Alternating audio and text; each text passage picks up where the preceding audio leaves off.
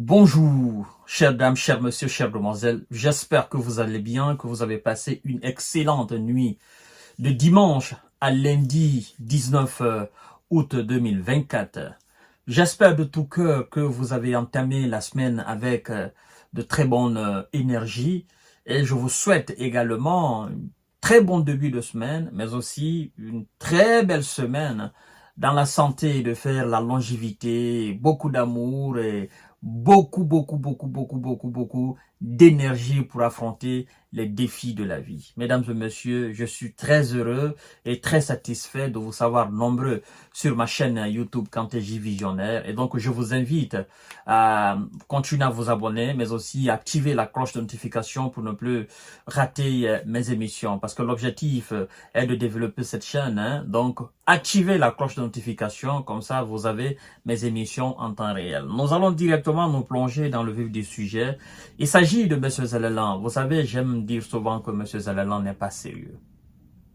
Et quand je le dis, il y en a qui pensent que je suis en train de blaguer. Non, ce gars, il n'est pas sérieux.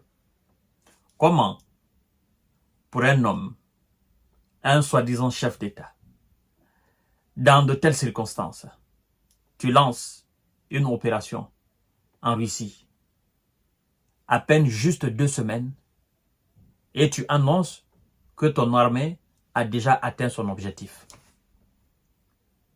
Et lequel des objectifs? C'est ce que je vais vous dire tout à l'heure. Mais ça me fait énormément rire, mesdames et messieurs.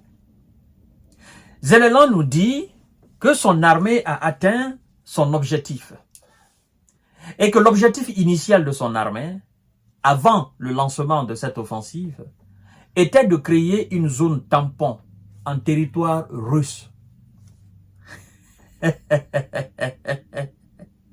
Pour ne pas que la Russie fasse des attaques, de nouvelles attaques sur son pays.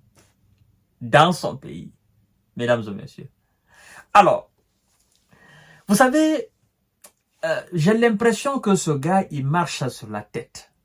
Parce que pour un homme normal, un homme qui réfléchit très bien, qui a toutes ses facultés humaines et qui sait faire la différence entre le mal et le bien, sincèrement, tu ne peux pas dire que ton armée a atteint ses objectifs en 2 semaines en territoire russe. Pendant que tu perds plus de 3160 S 2 semaines. Plus de 40 chars, plus d'une trentaine de blindés.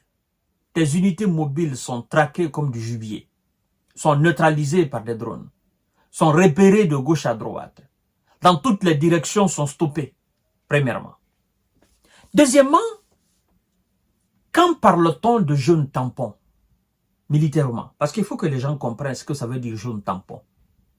En fait, la création d'une zone tampon, la zone tampon d'abord c'est quoi?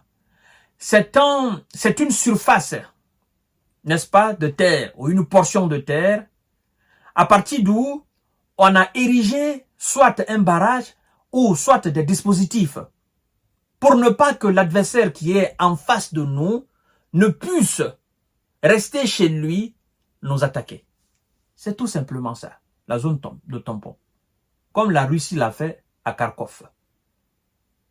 La Russie est entrée à Kharkov, dans la région de Kharkov, et a repoussé les gars de Zelelan qui se positionnaient juste à leur petite frontière et qui attaquaient la ville de Belgorod. Quand la Russie a lancé son offensive là, les gars de Zelelan ont fui. Ils ont laissé leur position et ils ont fui. Ils sont allés à l'intérieur des terres.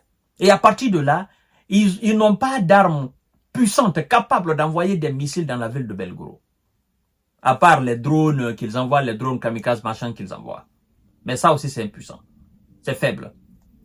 Il faut une arme avec une portée très longue. Mais puisque la Russie a conquis un certain nombre de kilomètres carrés dans cette zone, Belgorod maintenant vit tranquillement. Et donc lui il dit que l'objectif est de créer cette zone tampon. Mais pour parler d'abord de zone tampon, il faudrait que tes hommes soient stables. En Russie, on est en train de chercher tes hommes matin, midi, soir. Les unités mobiles sont neutralisées, sont anéanties. Il y en a qui laissent les armes, qui se rendent. Comment toi tu peux parler de zone tampon pour ne pas que la Russie attaque ton pays? Et bizarrement, dans son même propre pays, pendant que lui parle de zone tampon, les hommes de Vladimir Poutine ne font qu'avancer vers la ville de Pokrovsk, vers la ville de Kramatorsk, à l'est du pays. À l'instant où je suis en train de vous parler de sa déclaration, vous devez savoir d'ailleurs qu'il y a un village qui a été conquis dans cette zone même. Je vais en venir tout à l'heure. Mais parlons d'abord de ce qu'il appelle les objectifs sont certains. Je vous ai dit hier, dans une de mes émissions, je vous ai dit, les gars, ils sont en Russie, ils ne savent pas où aller. En réalité, ils n'ont pas d'objectif. Il n'y a pas de directif derrière. Tout ce qui a été préparé est tombé dans l'eau. Donc, les gars sont cherchés comme ça, comme du gibier. Ils se cachent dans les forêts, ils se cachent derrière des immeubles, mais ils sont repérés aussitôt. Et quand ils sont repérés, ils sont anéantis.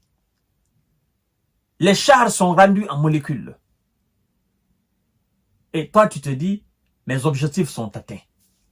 Sincèrement, je crois que les militaires de ce gars doivent se dire, Monsieur Zelensky s'en fout de nous.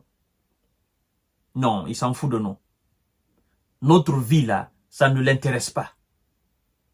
Qu'on vit ou qu'on parte au repos éternel, c'est pas son problème. Lui, son problème, c'est de faire ce coup médiatique. Oh, nous sommes rentrés en Russie. Oh non, nous avons fait des attaques. Mais c'est pas ça, une guerre. C'est pas comme ça une guerre se gagne.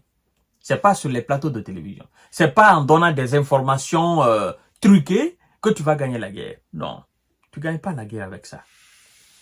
La guerre se gagne avec des stratégies de guerre. Des stratégies très bien construites. Des stratégies productrices qui peuvent t'avancer, qui peuvent t'amener très loin, qui peuvent porter des coups durs à ton adversaire. Mais toi, tu en manques de stratégie. Tu prends 10 000 hommes, tu les envoies, ils sont dispersés de gauche à droite, on les traque. Il y en a qui fuient, il y en a qui se rendent. Il y en a qui enlèvent même leur tenue, qui s'habillent en civil, qui se fondent dans la masse. Il y en a qui sont même entrés, ils ont laissé, parce qu'ils ont été forcés. Ils ont laissé leur tenue, ils sont rentrés en Russie, ils sont chez eux comme ça, c'est fini. Et puis toi, tu parles de zone tampon. Quelle zone tampon, monsieur Zelensky? La zone tampon, c'est d'abord, c'est de refouler tous les Russes qui sont sur le territoire ukrainien. C'est de récupérer d'abord l'ensemble de la superficie du territoire ukrainien. Après, maintenant, lancer des opérations en Russie au niveau de toutes les frontières et garder éperdument, garder éternellement ces positions, empêcher les Russes alors de rester même à l'intérieur des terres russes et face des, n'est-ce pas, des frappes. Mais ça aussi c'est impossible parce que la Russie a des armes qui peuvent aller même aux États-Unis. Alors, est-ce qu'on peut... Bon, ce sont des pays comme les Russies, comme la Chine, comme voilà, les États-Unis qui peuvent parler de zone tampon. Mais toi, tu n'as pas les moyens, tu n'as pas d'armes nucléaires, tu n'as absolument rien, tu n'as pas de missile qui peut aller jusqu'à 1000 km. Hein? Et puis toi, tu parles de zone tampon.